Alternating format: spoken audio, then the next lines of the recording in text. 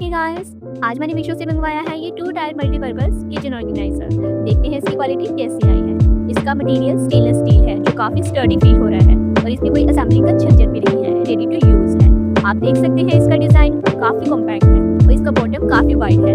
ये non slippery है। Kitchen counter को नीट और ऑर्गेनाइज रखना है तो ये मस्ट हैव प्रोडक्ट है और इसका प्राइस और क्वालिटी दोनों ही काफी अमेजिंग है। अगर आपको भी अपना किचन मेकओवर करना है तो ये बेस्ट ऑप्शन है।